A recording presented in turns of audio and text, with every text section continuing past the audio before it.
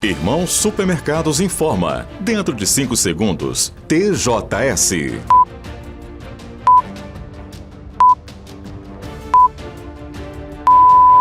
Um forte abraço a você que sintoniza neste momento o TJS. Aqui tem informação com credibilidade. Confira agora comigo alguns dos destaques desta edição. Caso Lucélia, Tribunal do Júri em Caratinga, absolve acusado de envolvimento em feminicídio em Santa Bárbara do Leste. Preso, homem suspeito de matar mulher em Governador Valadares e jogar corpo à margem de rodovia. Procon anuncia a apreensão de mais de 2 toneladas de carne impróprias para consumo na comarca de Teófilo Otoni. Idoso que teria hábito de abordar adolescentes em Matipó é preso após estuprar uma delas. Motorista bêbado que atropelou e matou um casal em motocicleta em Ubaporanga é posto em liberdade. O Ministério Público recorre da decisão. E veja também, restituição do imposto de renda, aberta a consulta ao primeiro lote. Olha, estes e outros assuntos você acompanha comigo daqui a pouco no TJS. Está começando.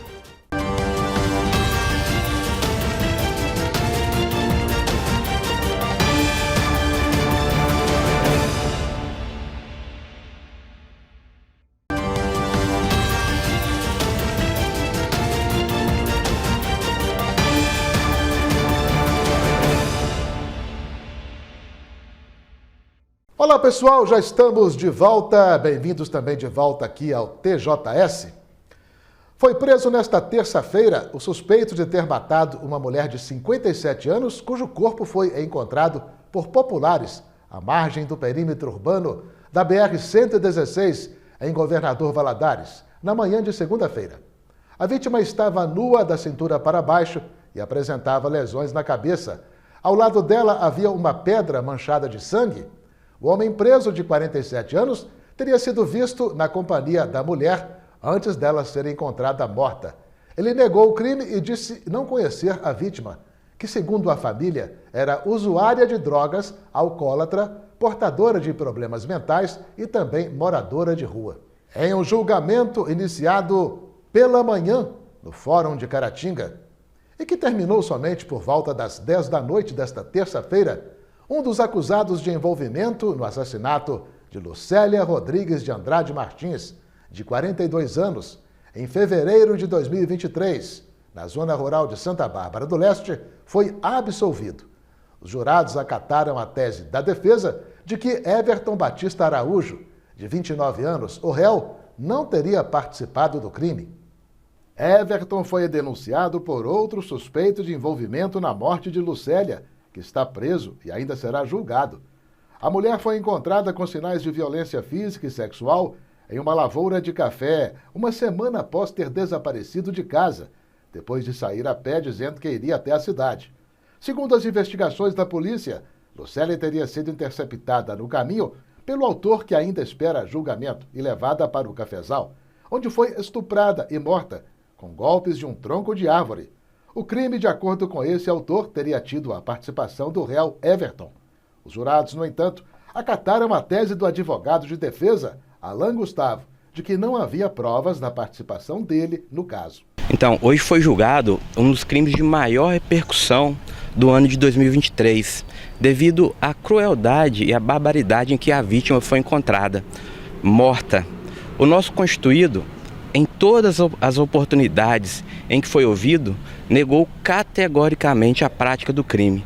No entanto, mesmo assim, até a data de hoje, 1 ano e 2 meses após o crime, permaneceu preso. Na data de hoje, submetido ao tribunal do júri, a tese de negativa de autoria foi aceita e o nosso constituído foi absolvido, o que a defesa acredita que refletiu a mais nítida justiça. Existe um outro denunciado, e esse denunciado trouxe o nosso constituído aos autos, através de uma delação.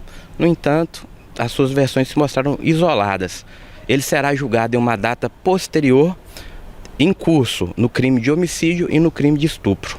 Mãe de Everton, a costureira Claudiane Araújo acompanhou todo o julgamento e disse que a absolvição do filho foi justa. Era o que eu esperava, porque o tempo todo eu confiei na inocência do meu filho, né? Que eu conheço ele desde o meu ventre, e sei o comportamento dele, né? E eu sei que ele não é capaz de machucar ninguém.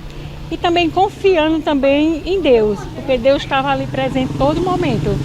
Em oração, a gente estava em oração de joelho e sabendo que Deus não ia ser injusto deixar um inocente pagar por mais tempo, né? Porque ele já passou 1 ano, 1 mês e 11 dias no lugar sem merecer. Em virtude, ele veio para casa na hora do almoço e passou no lugar errado, na hora errada. Justamente, a câmera filmou o carro dele, mas no momento era o caminho dele para casa. A única prova que tinha contra ele era essa, porque as outras provas que tinha sido do acusador, né? Que deu 3 ou 4 versões diferentes. Que até para a justiça percebia que a versão dele estava distorcida, né? Amiga da família, a professora Irani Ferreira, também acompanhou o julgamento e disse que os verdadeiros cúmplices do assassinato de Lucélia estão soltos. Gostaria muito pela família da Lucélia que reabrisse o processo, né? Que a família da Lucélia lutasse, reabrisse o processo e encontrasse os verdadeiros culpados, mandante, porque já tem um culpado preso, mas tem mais pessoas envolvidas, eles sabem, Santa Bárbara do Leste, estão lá soltos, assim, à vontade, no meio da sociedade. E o meu sobrinho não é culpado, eu já sabia, sobrinho emprestado, não é de sangue, tá? É de consideração, a gente ama muito ele, a gente somos nordestinos, a gente não somos covarde, a gente não culpamos ninguém. Eu sabia que ele não faria uma coisa dessa porque a gente não tem coragem nem de matar um frango, porque eu não sangro uma galinha, ele também não sangra frango, porque a esposa os irmãos delas têm um matador de frango. Ele caçoa dele porque ele não tem coragem de sangrar um frango. Então, assim, passou 1 ano preso, sim, mas a vitória chegou. E chegou na hora de Deus. E eu sempre digo, Deus é Deus. E Deus não é injusto. Então eu peço, em nome da família da Lucélia, se a polícia, de qualquer forma, em geral, respeito muito os policiais, mas que façam da maneira certa, da maneira correta, que se tivesse feito de primeiro, não tinha um inocente preso por 1 ano, porque o dano que causa emocionalmente nunca mais vai sair. E o PROCON de Minas Gerais, por meio da Promotoria de Justiça de Defesa do Consumidor de Teoflotone, anunciou os resultados de ação que tirou de circulação em 6 cidades do Vale do Mucuri de carnes impróprias para consumo. Nas ações foram visitados açougues das cidades de Poté, Ataleia, Ladainha, Pavão, Novo Oriente de Minas e Ouro Verde de Minas. Nesses estabelecimentos foram apreendidas 2 toneladas e 721 quilos de carne, consideradas imprópria para consumo, por não terem origem de procedência e estarem mal embaladas, dentre outras irregularidades. Alguns açougues também não tinham alvará sanitário. Ao todo, os fiscais autuaram 40 estabelecimentos e 18 foram interditados. Estes só poderão voltar a funcionar após regularizarem suas situações. A conta de energia elétrica vai ficar mais cara para os clientes residenciais em Minas Gerais. O reajuste será de 6,7%. E passa a valer a partir do próximo dia 28. O aumento foi anunciado pela Agência Nacional de Energia Elétrica, a ANEEL. E o impacto do aumento das contas de luz no bolso dos consumidores vai ser alto. Tudo isso por causa da composição da inflação, já que a tarifa de energia elétrica é um dos itens que compõe o índice que mede o aumento geral dos preços ao consumidor. Quem nos explica melhor é o Diogo Santos, economista do Instituto de Pesquisas Econômicas Administrativas da UFMG. É um impacto relevante. Para se ter uma ideia, a inflação, medida pelo IPCA em Belo Horizonte ao longo do mês de abril, foi de 0,24% de crescimento. Portanto, o reajuste atual de 6,7% na tarifa de energia elétrica corresponderá a um impacto na inflação mais ou menos equivalente ao que foi a inflação acumulada ao longo do mês de abril na capital. E para as famílias que recebem até 5 salários mínimos e que, portanto, gastam uma parcela maior da sua renda, do seu salário, com o pagamento de contas básicas, como a conta de energia elétrica, para essas famílias o impacto, portanto, será também maior. Veja a seguir: professor é preso por exploração sexual de crianças e adolescentes em Divino.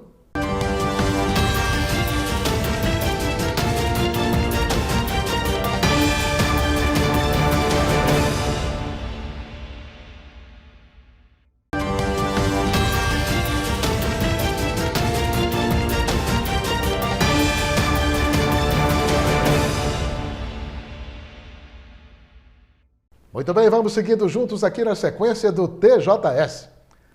Qual a relação entre as mudanças climáticas e distúrbios do sistema nervoso? Um estudo da Universidade College de Londres e publicado na revista The Lancet mostra que doenças cerebrais podem se agravar por causa das alterações no clima. Enchentes, secas, furacões e ciclones são faces extremas das mudanças climáticas, mas as ondas de calor, talvez não tão impactantes visualmente, também preocupam. Pesquisadores liderados pela Universidade College de Londres, no Reino Unido, mostram o agravamento de distúrbios neurológicos, enxaqueca, AVC, o acidente vascular cerebral, esclerose múltipla e doenças infecciosas do sistema nervoso central são alguns deles. O processo de regulação, de adaptação do organismo a variações de temperatura é feito pelo sistema nervoso central e periférico, por meio, por exemplo, de sudorese, que é o suor, que é uma forma de perder líquido, de resfriar o organismo, ou de fazer uma vasodilatação em áreas específicas do corpo, como a pele, permitindo uma troca, uma perda de calor. E assim a gente consegue se adequar a temperaturas muito elevadas. Nos pacientes que têm doença neurológica, essa capacidade de termorregulação é perdida. As ondas de frio também mexem com o corpo e podem resultar em maior mortalidade. A redução da temperatura, os vasos eles se contraem, para poder preservar o calor, e com essa constricção dos vasos, pode aumentar muito a pressão arterial e romper vasos no cérebro, causando acidentes vasculares hemorrágicos. O estudo destaca ainda os impactos das mudanças climáticas em relação às doenças psiquiátricas. Há aumento de descompensações e até internações em pessoas que sofrem, por exemplo, de ansiedade, depressão, transtorno bipolar e esquizofrenia. Esta médica ressalta que o agravamento das doenças é desigual na comparação entre países e continentes.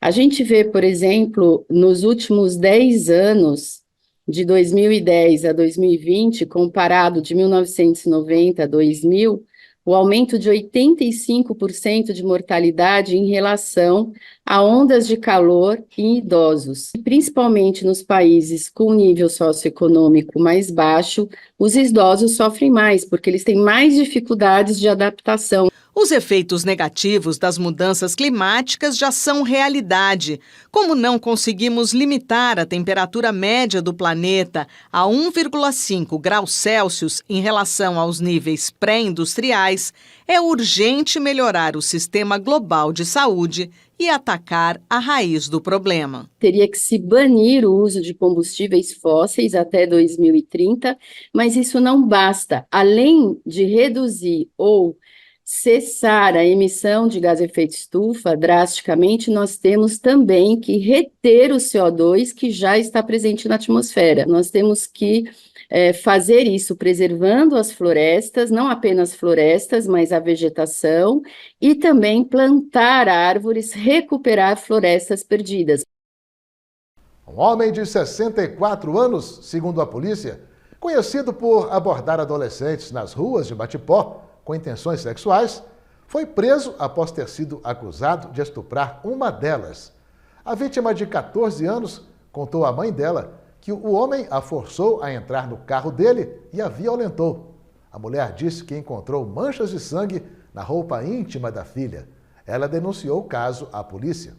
O denunciado foi preso na cidade de Pedra Bonita, distante 40 quilômetros de Matipó, onde havia se escondido, e indiciado por estupro de vulnerável.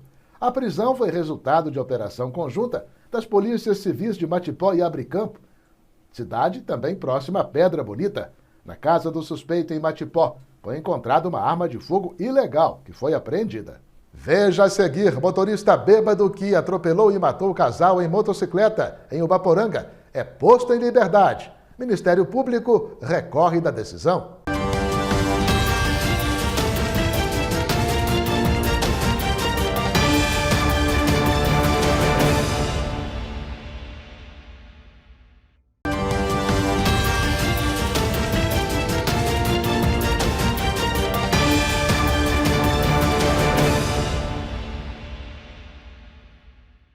Receita Federal abriu nesta quinta-feira a consulta ao primeiro lote de restituição do Imposto de Renda 2024, que será pago no próximo dia 31.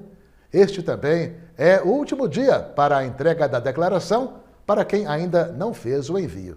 Dos 9,5 bilhões de reais a serem devolvidos, mais de 8 bilhões serão pagos a contribuintes prioritários: idosos acima de 80 anos, idosos entre 60 e 79 anos, portadores de alguma deficiência física ou mental ou doença grave, aqueles cuja maior fonte de renda seja o magistério e quem optou por utilizar a declaração pré-preenchida ou por receber a restituição via Pix. Na lista entram também os contribuintes do Rio Grande do Sul, estado assolado por enchentes. A consulta ao lote de restituição pode ser feita no site da Receita Federal. Após o primeiro lote, a sequência dos pagamentos será a seguinte: segundo lote, em 28 de junho, terceiro lote, em 31 de julho, quarto lote, em 30 de agosto e quinto e último lote, em 30 de setembro. Foi colocado em liberdade o motorista da caminhonete que, embriagado e dirigindo na contramão, atropelou e matou os ocupantes de uma motocicleta na BR-116, no último final de semana, em Ubaporanga. O homem dirigia um veículo da empresa de eletrificação Engelmig, de Manhuaçu. O carro envolvido no acidente somente parou 400 metros após o local de impacto. Na moto estavam marido e mulher, ele de 22 anos, natural de Timóteo, e ela de 19 anos, natural de Inhapim. A mulher estava grávida de 4 meses. As vítimas morreram na hora. O motorista havia sido preso em flagrante após teste de bafômetro indicar que ele estava bêbado e foi solto na segunda-feira mediante pagamento de fiança de R$3.000 para responder ao processo em liberdade. O Ministério Público da comarca de Inhapim interpôs recurso requerendo a imediata decretação da prisão preventiva do autuado, tendo em vista a gravidade do crime por ele cometido, de caráter hediondo.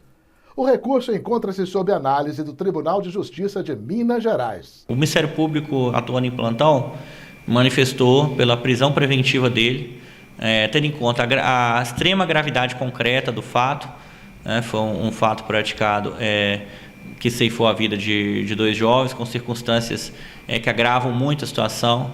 A alcoolemia muito intensa, a invasão da contramão direcional em uma estrada, em uma rodovia, bem como essa ação posterior de tentativa de evadir e de modificar a posição que o veículo se encontrava. Então, por toda a soma dessas circunstâncias, as quais configuram, pelo menos no primeiro momento, um delito de homicídio com dolo eventual, ou seja, não é simplesmente uma culpa, um erro, da conduta. É aquela conduta que é tão grave pelo qual o indivíduo ele assume o risco com as suas ações de causar, assume voluntariamente o risco de causar a morte de outras pessoas. Houve uma decisão do magistrado, do plantonista que atua na região, na sede de Patinga, a qual responde pelo plantão todo da região. É o magistrado, fazendo análise no seu entendimento, a sua convicção, a qual nós respeitamos. Ele entendeu que não havia os requisitos suficientes da prisão, muito embora existisse crime, mas ele entendeu que não havia requisito para a prisão imediata naquele momento, também o magistrado fixou algumas medidas para ele cumprir, de não sair da comarca, não entregar CNH, não dirigir, entre outros, e o magistrado fixou uma condição fiança no valor e estabeleceu o valor de R$3.000. Imediatamente, então, logo que iniciamos aqui o expediente normal, nós, nas primeiras horas, interpusemos um recurso a essa decisão, porque nós discordamos, entendemos que havia elementos para prisão preventiva, a gravidade concreta, que a gente chama o Código de Processo Penal chama de incolumidade pública, lesão à ordem pública na comarca, que ficou em choque, em abalo, com esse fato, com o choque que esse crime causou, a circunstância que ele foi cometido, a gravidade. Nós entendemos, então, que isso é motivo para prisão. Também nós entendemos que nesse tipo de crime, como era um dolo eventual e um homicídio com qualificadores, hediondo, a Constituição enquadra essa figura como inafiançável, ou seja, não admissível fiança. Movemos uma medida liminar, né, que chamada de atribuição de efeito suspensivo ao recurso, chamada cautelar inominada. Nós movemos ela no tribunal, juizamos no Tribunal de Justiça de Minas. Essa medida é idêntica àquela que foi ajuizada, por exemplo, pelo Ministério Público de São Paulo, num caso que ganhou bastante repercussão, no caso do indivíduo que ceifou a vida da vítima na direção de um Porsche, em que houve até a decretação, naquele caso, pelo Tribunal de São Paulo, naquela circunstância. Então, nós entendemos também que, nesse caso, é um caso de prisão preventiva. Então, esse nosso pedido ele foi distribuído para a 7ª Câmara Criminal no Tribunal de Justiça, sediado em Belo Horizonte. O desembargador Dr. Cássio Salomé é o relator, ele já está ciente, foi comunicado desse pedido do Ministério Público. E nós esperamos que ele seja provido, né? Nós respeitamos a decisão lá do magistrado, mas nós discordamos, entendemos que é a necessidade de que ele seja preso de imediato. O senador Sérgio Moro, conhecido por comandar como juiz a Operação Lava Jato de combate à corrupção, escapou de ter seu mandato cassado. Ele foi acusado de irregularidades na campanha eleitoral de 2022, mas foi absolvido pelo TSE, Tribunal Superior Eleitoral, nesta terça-feira, por 7-0. A cassação do mandato de Moro havia sido pedida pelo PT, Partido dos Trabalhadores, PCdoB, Partido Comunista do Brasil, PV, Partido Verde, e PL, Partido Liberal. Ele foi eleito pelo estado do Paraná com 1.900.000 votos e cumprirá mandato até 2030. O senador era acusado de abuso de poder econômico, Caixa 2, e uso indevido dos meios de comunicação durante a campanha eleitoral. O TSE considerou não terem ficado comprovadas as acusações contra ele. Após a absolvição, Moro falou à imprensa.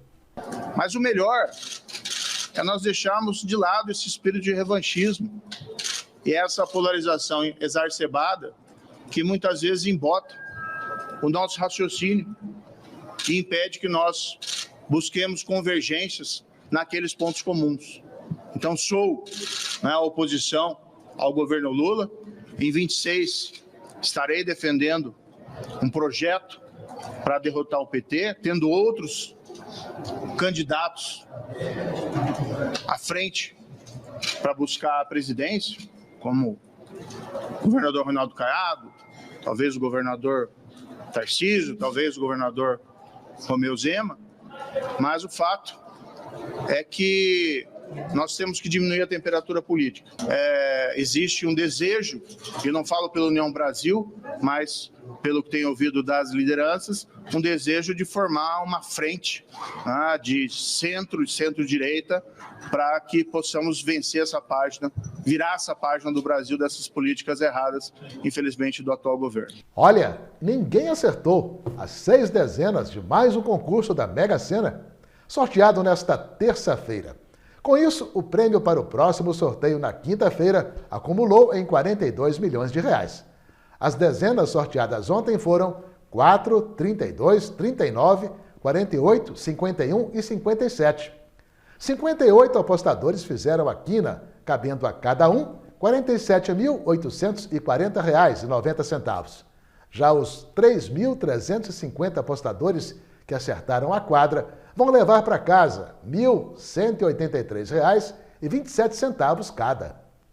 Muito obrigado mais uma vez por sua audiência. Nos veremos de novo no próximo TJS. Então, fiquem com Deus, um grande abraço e até a próxima.